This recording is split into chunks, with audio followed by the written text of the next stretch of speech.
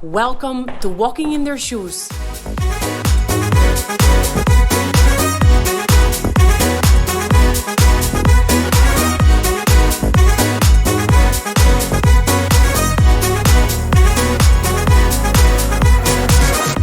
Welcome to another episode of Walking in Their Shoes, a podcast where we invite entrepreneurs and distinguished professionals to step into their customer shoes.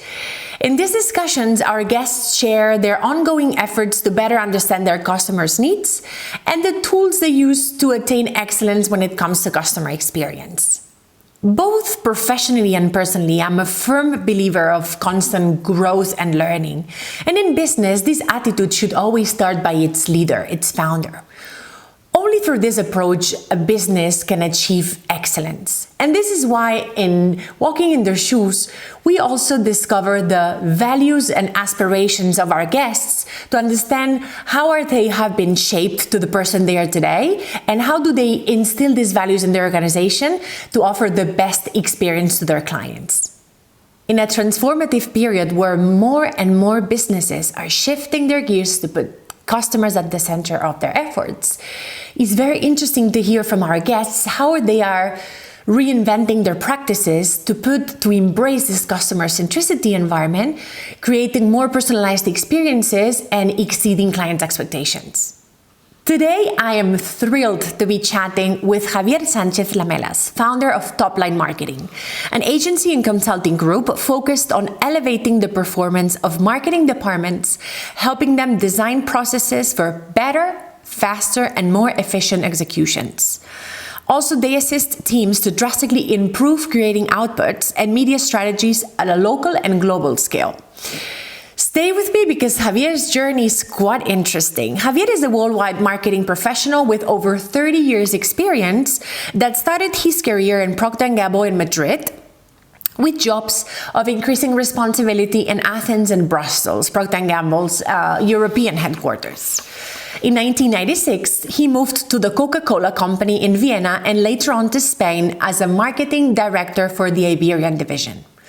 After taking on a few regional roles, in 2003, he moved to Atlanta as a global vice president of marketing for Coca-Cola. In 2007, he was named vice president of marketing for Latin America, and later on in 2013, he had the marketing of the Coca-Cola company in Europe. During his journey with Coca-Cola, Javier led the strategic thinking and the team that launched Coca-Cola Zero worldwide. He also crafted the marketing factory way of working, a radically different way of producing high-quality marketing programs that brought to life many of the most iconic campaigns of Coca-Cola in recent years. His marketing campaigns have been awarded in multiple occasions, and he even created the most voted Super Bowl creative by the NFL in 2012. On a personal note, he's a husband and a father of 3 already grown-up kids. Coming from a secondary city in Spain, Santander, Javier has taken his family on this incredible professional journey, living in more than 10 cities across all 5 continents. Welcome to Walking in Their Shoes, Javier. How are you? I'm very well. Thank you for having me here. Very glad to have you. Actually, it's a pleasure. I got to know you through a chat that you gave a few weeks ago here in Andorra about brand and marketing, and it actually fascinated me, all the knowledge that just in 45 minutes you actually shared, which is incredible. And I think that besides marketing, like to be a good marketer, I think you often need to put yourself in your customer shoes. So that's why I think today it will be a different kind of session than the regular entrepreneur having a business and, like trying to sell up. You also have a business, but I think it will be a kind of a different session. I would love to start our chat understanding the reasons behind, at some point in your career, which is back in 2016, you decided to just leave the corporate world after so many years with P&G and Coca-Cola, and then start your own business. And I'm curious to see if there any experiences in your upbringing or in your childhood memories would had any kind of role or influenced that decision to become an entrepreneur. I'm not sure. Um, Actually, the reason why I became an entrepreneur uh, it was just because I was getting bored. So, after living Coke for so many years, I wrote a book.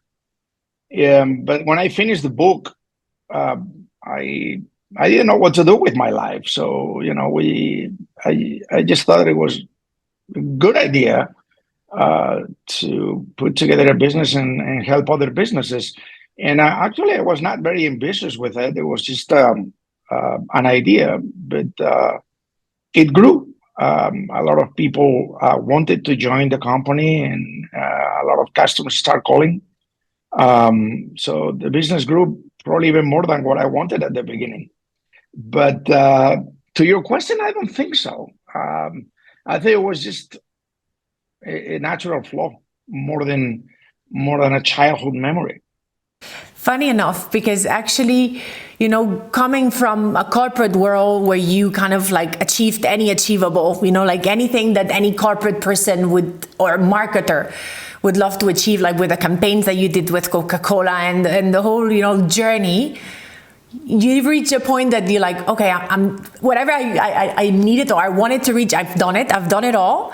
You took a break for the book, and then you felt that, well, you wanted to do something else, and what a better idea to share your knowledge with other people and other companies and help them, which is great. When it comes to top-line marketing, correct me if I'm mistaken, but you're present in Dubai, in Barcelona, and in London, correct? Yes, that is pretty much correct. We are prioritizing right now more Barcelona and Dubai, and we're thinking of moving the London office to Portugal, which has better climate. And I think is after Brexit, it could be probably a better option. But yeah. When it comes to top-line marketing, what would be a positive customer experience in your opinion? Elaborate more about positive customer experience. For a client walking through the door, for let's say a prospect client walking through the door of top line marketing and becoming a client because they see that your value proposition can really add value to their business, how would you describe a positive experience by your client? So having a client totally satisfied with the services that they had from you. That's a very broad question. Clients come to top-line marketing with very different expectations. So I can walk you through a few examples, but everyone has their own expectation, their own dream, and their own way of achieving their objectives. Our job, first of all, is to make sure that the problem is well defined. I mean, sometimes people just knock the door without knowing what is the problem that they have, or even worse, they think that they have a different problem than what they really have. And then our objective is always not to deliver on the objective, but to surpass the objective. I mean, we like to give more than what people expect, and when we do so, I mean, people are just. I mean, you can see their faces. I mean, sometimes the jaw drop or the eyeballs just grow bigger, and they just fall in love with the ideas that are coming up out of the analysis and the work that we do. It's very rewarding, I have to say. I guess something that you guys do at Topline would be kind of like optimizing the resources that a business has to actually create like this very engaging marketing, whatever the industry they're in.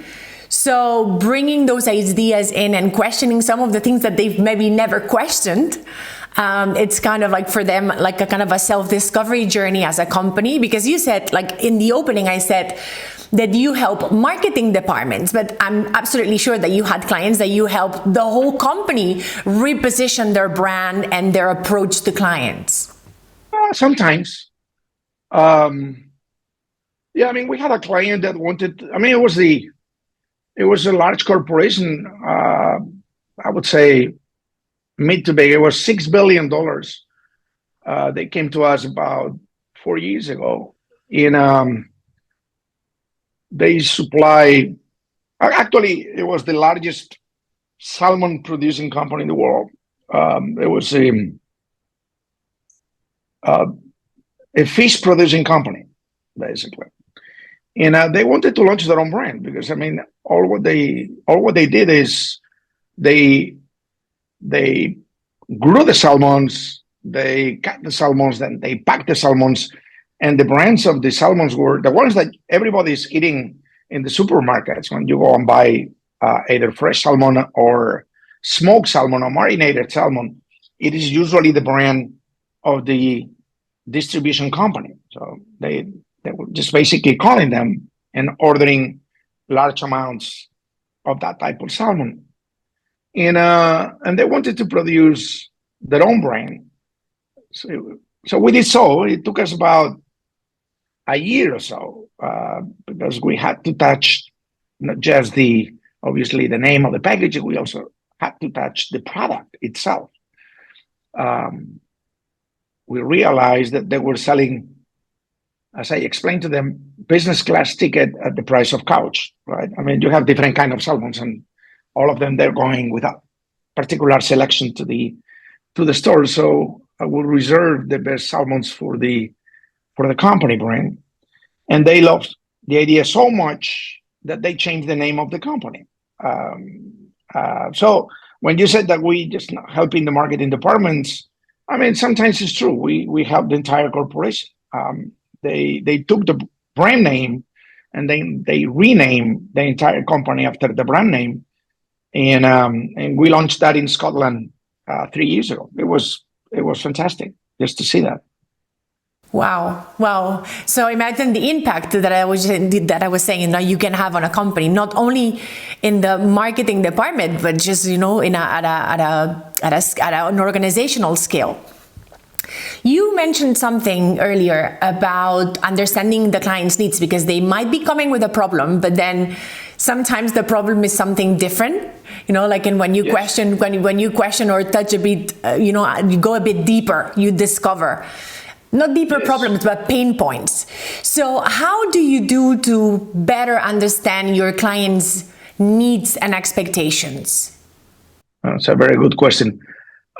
People usually come to us. I have no reference to other companies, but people usually come to us with, oh, I want a better creative, or I need better packaging, or I think what we need is a different assortment at the store, or we need to get a different processes to produce better marketing. And then you start digging, and then you realize that the problem they have is completely different. They have a completely wrong marketing philosophy. So you need to tell them, everything you told me has absolutely nothing to do with the problem that you are describing. The problem is, start much earlier. I mean, you guys have the wrong marketing philosophy, and it's not going to work. You're going to be pursuing the wrong way of producing marketing. So you need to have that conversation and then show them a few examples. And once you do that, typically people realize that the problem that they have to fix is different. And it's quite interesting because obviously people don't know what they don't know. And when you start explaining to them how things work in reality, they all of a sudden realize that they have to change different things that they originally thought. So, so there's a bit of an educational component on your task as a marketing company that will walk a company through a kind of a transformation, because sometimes it's just telling them, hey, maybe the problem is not your packaging, or it's not your where you're located in the supermarket, on which shelf or where exactly, but it's a much, not bigger, but it's a much deeper problem related to your marketing strategy, your customer approach, your marketing strategy. So So I guess that might be sometimes difficult to communicate to a client, but I guess that they definitely appreciate seeing the value that you can actually bring to their business. Yeah, I mean, that is the way it typically works. Another problem they have typically is that people tend to work with the people that they know. So if you're a company in Germany, you typically work with German creative. If you're a company in North America, you're typically working with marketing suppliers that are based in North America. Now, when you open the doors of the world to people, and then all of a sudden they realize that they're outstanding creative in Argentina, or that they have design companies in India, or that the ability to process data is better in China and is faster and more efficient, all of a sudden, people just freak out, right? I mean, they see things that they haven't seen before. And I mean, it happened to us many times with, for instance, creative. With creative is very funny to say, because people tend to relate to the creative that they have been always working with. But when you contrast people with other type of creative, then all of a sudden they just realize that a different approach and a fresh new eyes, like a different perspective sometimes can definitely make a huge difference. Yeah, people have been fishing in the same pot, and all of a sudden you need to take them to the sea, and they see that there are bigger fishes out there. Absolutely. Javier, you've shared a situation where you actually made a massive impact in a business, which is the salmon story. Could you tell me also a situation where you had bad feedback or a client that was not totally satisfied, and how you handled that situation, or how you turned that around? We don't allow that to happen. No, seriously.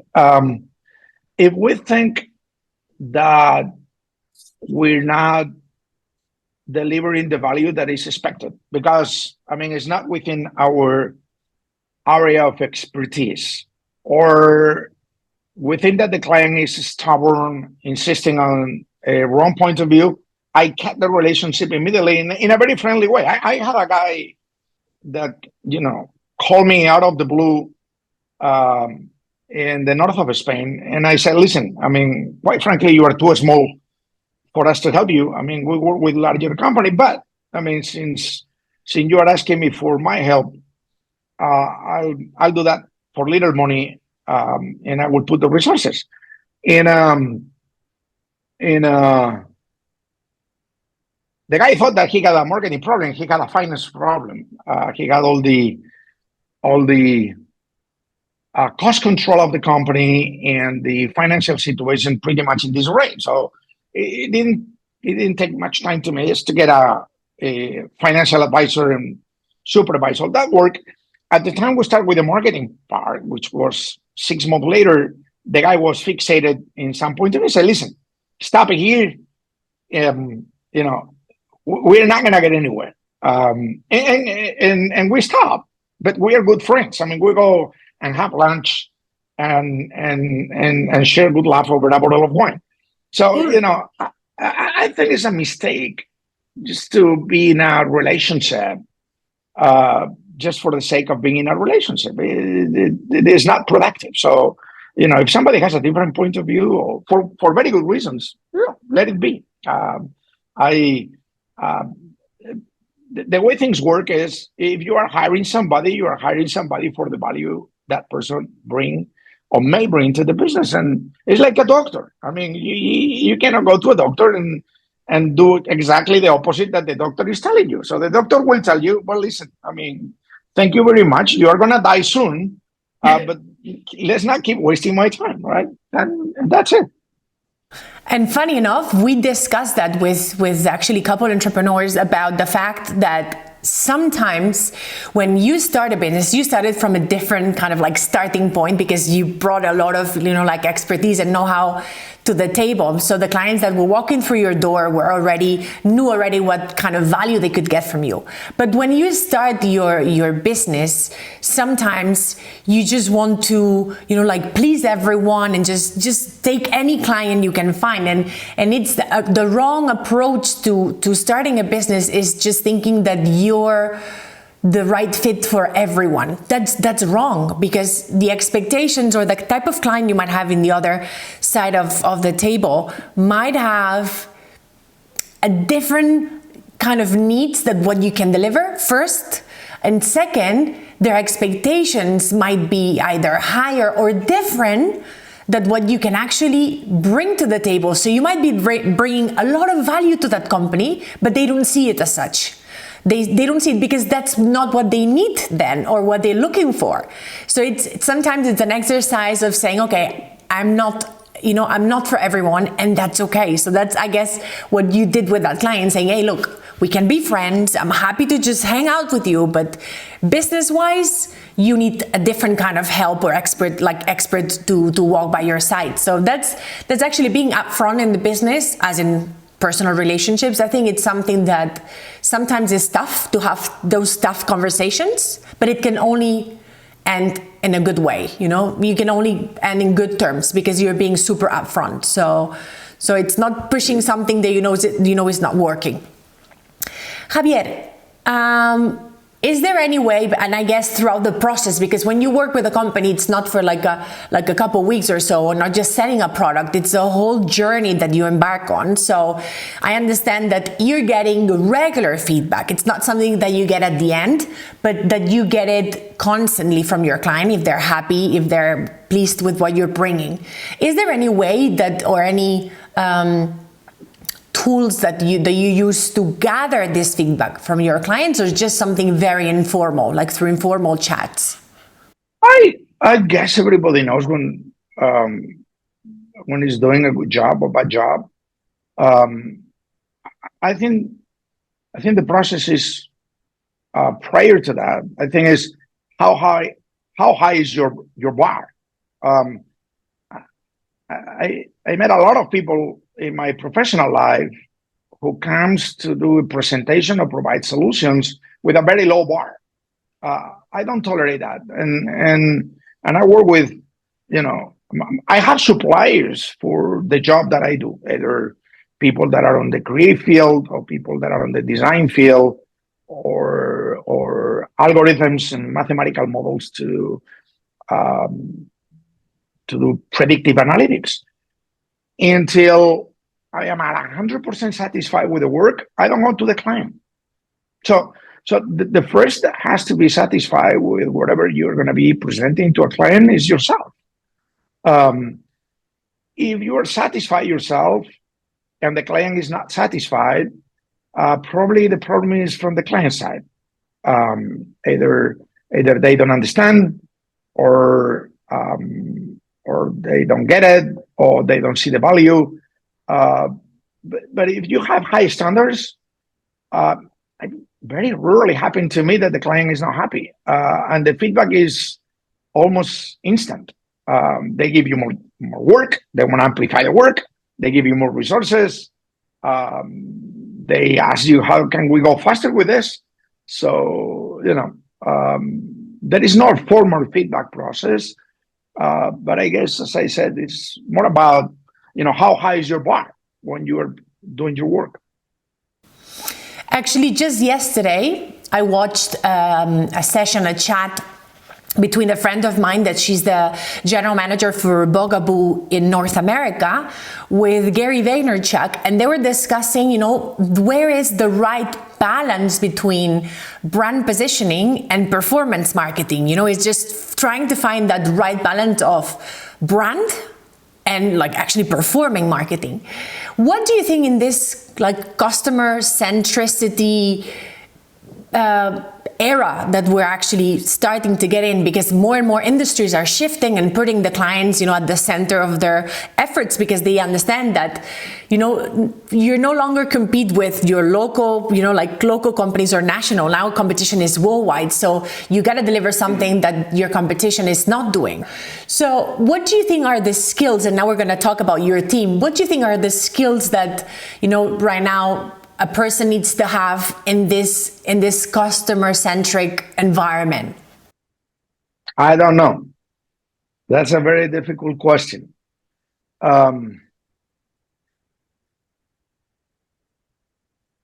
I truly don't know. And the reason why I don't know is because my area of expertise is not that much on the customer-centric way of doing marketing, but more on the brand creation, which I know to some people may sound a bit dated for the reason that you just explained. But let me tell you, it's not the case. Probably customer-centric marketing produces faster results, but unless you have a good backup, you probably will become a commodity sooner than later. If you don't have a backbone with solid marketing brand stuff, which is what I do. I know how to do customer-centric marketing, but when it comes to the skills, the question is so broad that is difficult to describe a single profile. And I truly don't know. I've seen people that just with a computer and Google AdWords and a few targeted marketing tools, they deliver great results on customer marketing, and some others that they're just scratching the surface. So it is. And by the way, each business is a business in itself. So you require different skills for different industries as well. So it's a complicated question to answer for me. I'm not a marketing expert actually, but the way I see it is you can move to a customer-centric marketing strategy when as you said, your backbone, your brand is very solid. So I think that what you are helping the business with is really creating this backbone. Later on, when the brand is very well established and very consolidated, then you can maybe shift your strategy to a more customer-centric and being more specific to that customer. But you first need to build your brand, your values, where you stand for, what's your value proposition, like all that pillars of a brand that you can later on, build up on. But I think what you just said, you could do both, but I think your approach, it's not dated at all. It's just helping those businesses that they may be struggling to have a consolidated branding, like brand positioning or brand proposition. That is correct. You need to do both, by the way. You need to be building your brand at the same time you are satisfying your customers.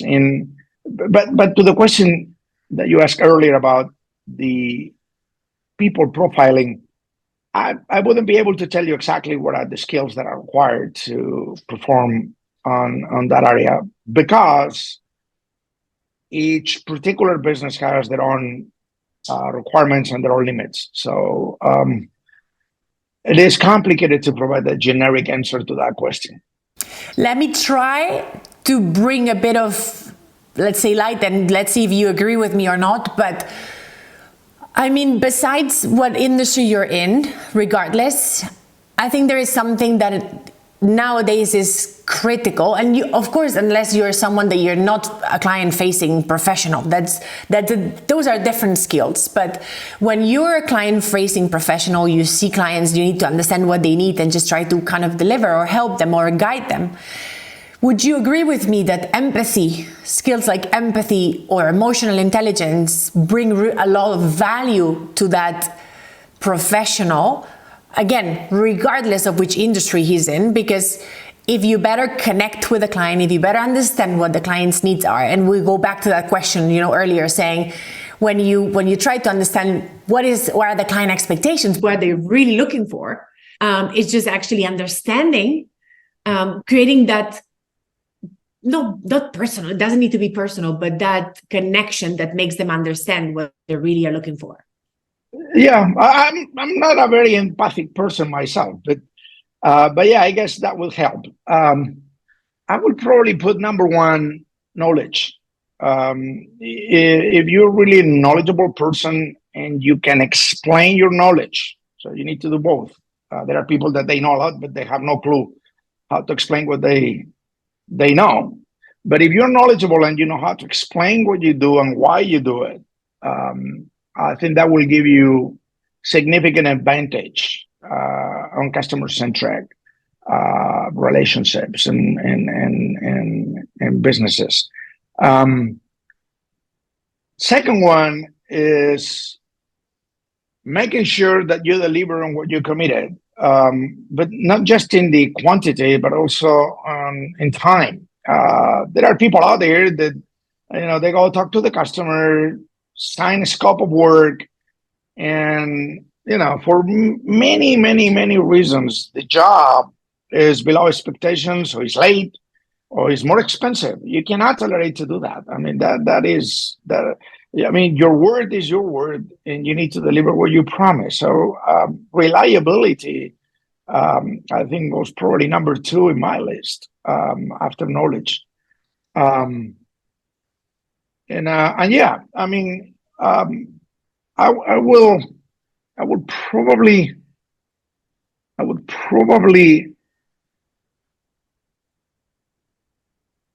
would probably add a third skill, which is related to empathy, but it goes beyond that, which is managing the client.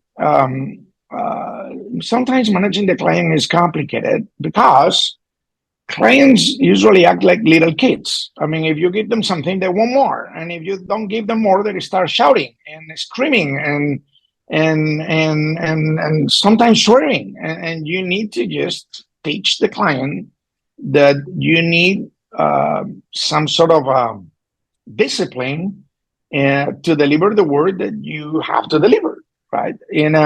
If the objective is constantly changing and the requirements are moving back and forth, and there is a presentation and my boss gave me a different feedback, then the project is not going to fly. So you need to help your client to stay on course, right? Which is related to empathy as well. Absolutely. You need to know what's going to happen before it happens. It's actually managing client expectations is something that sometimes is difficult, and having a clear objective, like an end goal is crucial, because if you get like different feedbacks or different, feedbacks from the work that you're doing, you kind of like get all over the place, but and end up not doing exactly what the client is expecting. So it's even worse than that. I mean, sometimes your client is the chief marketing officer. You just present a piece of the idea. The guy goes to his boss, the CEO of the company, and the CEO of the company just changes direction. And the poor guy, the chief marketing officer, doesn't know how to coach or how to steer the chairman. And then you end up with a completely different direction of the project. And it's a complete mess. So you need to anticipate that and make sure that whenever the chief marketing officer is going to present to the chairman, the guy has all the materials, all the ammunition, and all the answers to the questions that the guy is going to face. So you need to prepare the guy. So, again, it has to do with empathy, but it goes a little bit beyond that. Something you mentioned on that chat that I said at the beginning, where I came across your profile, Javier, was about the role that AI, more specifically, but technology is playing in every chapter or just different phase of our lives. What's the role that technology plays in top-line marketing? Is it, I guess that, like when it comes to marketing strategies, it plays a pivotal role because it's actually in everyone's life nowadays. But in your company, how do you use technology to actually leverage your services or your value proposition? Depends very much on the project. If the project is about design and architecture, I still prefer human brains rather than artificial intelligence or algorithms. The same goes with creativity. I mean, I think artificial intelligence will surpass human brains. There is no question about it. They will write better. They will be better copywriters. They will be better movie writers, without a doubt. But today, if you're working with top professionals, I'm not talking about mediocre people. I'm talking about really top professionals. They outscore today's artificial intelligence 10-1. I mean, that is not even comparable. I mean, you're playing with Messi when you're playing with a really top creative talent. Now, when it comes to analytical models, and we have a few projects on the field of analytics, I'm hiring 25 data engineers to deliver what I have to deliver. And obviously, they are working with computational models, and we use mathematics a lot. But it depends on the project. You cannot use artificial intelligence today for everything. I wish one day we can have agencies and businesses like mine with a computer, and then they just make $1 million for you every week or so. That would be fantastic, but unfortunately, it's not yet the case. There's still a long way to go. So it will happen. I think there will be machines that you just tell them, okay, here's the brief, go and manage the client, produce the materials, and bring me $1 million next week. And I think the machine will be able to do it. But we're still far away from that. But until then, there's a lot of things for you to bring value to, definitely. Javier, I would like to end up our chat today just maybe getting some key lessons from you on what has been your journey, not as a corporate professional, but more on that journey as an entrepreneur since 2016. What are some of the key lessons that you've learned along the way? Fantastic question. I never thought about it. Okay. A few things that I think are not just important, but essential. Number one is get to know yourself. People don't know what they know. And sometimes they think that they know more than what they really know. And sometimes it's just the other way around. People don't know what they really know, and they know a lot. But it is very important that you really need to get to know yourself. I mean, to me, it was a surprise. I knew far more than what I thought in a few areas, which I didn't know that I knew. And to me, it was a very pleasant surprise. Every time somebody came to see me and I was just asking a few questions, then automatically I was able to smell shit, which not everybody can. So, I was smelling what the problem was rather quickly, and I was, rather lucky to identify what were the right solutions. I mean, solution at the end of the day is another word for strategy. So I was very pleasantly surprised. But number one is get to know yourself, and both in the good and in the bad and in the ugly. If you're not, you're gonna miserably fail. Number two, make sure that you get knowledgeable in what you do, and you get better and better.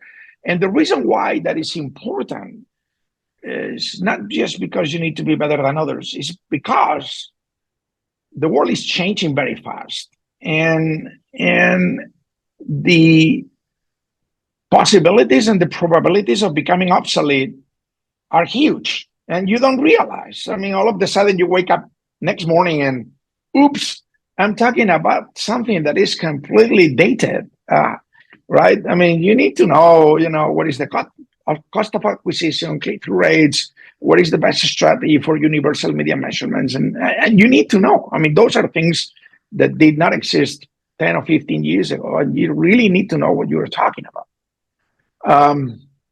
Number three, you only work with the best people. If you work with mediocre people, your results are going to be mediocre at best, if not worst. You need to identify where the best talent is and make sure that they work for you and they work with you. And sometimes people think that the best people are expensive. I mean, they may have higher salaries, but mediocre people are far more expensive. I mean, at the end of the day, you know, if you're gonna work on visual identity, you really need to work with somebody that makes you fall in love with whatever designs they are bringing to the table. Mediocre people doesn't know how to do that. I mean, it's just appalling, and your work is going to show. So I think that would be probably my. And I was lucky enough to be spot on the three. I got to know myself rather well. I mean, you always have areas of improvement, but you know, I have I would say, high dose of self-criticism. So, you know, I managed to know myself rather well. I'm very curious, so I don't mind to keep learning all the time. I'm curious by nature. And I always work with best people. I mean, I don't know why, but I like to work with good people, and good people like to work with me as well. So I never had a problem. And whenever I have somebody that is not up to the standards, I rather separate quickly. So those will be my three learnings. Actually, something that I listened from an entrepreneur on Instagram recently is that when you surround yourself with top performers, your performance will increase when you surround yourself with low performers. You know, like drastically, your performance will drop drastically. Like, I think it was like when you surround yourself with top performers, your performance will increase like something like a 15%. But if you surround yourself with low performers, your performance will go down like by 30 to 35%. So I absolutely agree. Even more, you spend all the time correcting mistakes, which is terrible. Absolutely. And something that you mentioned, and that it's a common denominator amongst all the entrepreneurs that we had on the podcast, is the constant learning. I think this is something that I always mention on my opening. I think like I'm a firm believer of constant, like professional and personal, like constant learning and self-awareness, because you need to understand, to know you before you get to know other people. But I think that's crucial, and especially when you want to achieve excellence, in whatever field you are in. If you want to deliver and achieve excellence, you first need to just look at how can you constantly be improving your product, your service, your value proposition. So I think that's actually a good way to end our chat. Javier, thank you so much for your time. It was lovely to have you today with us. Absolutely. Thank you for the invitation. And thank you all for watching or listening. And don't forget to subscribe, and see you next week.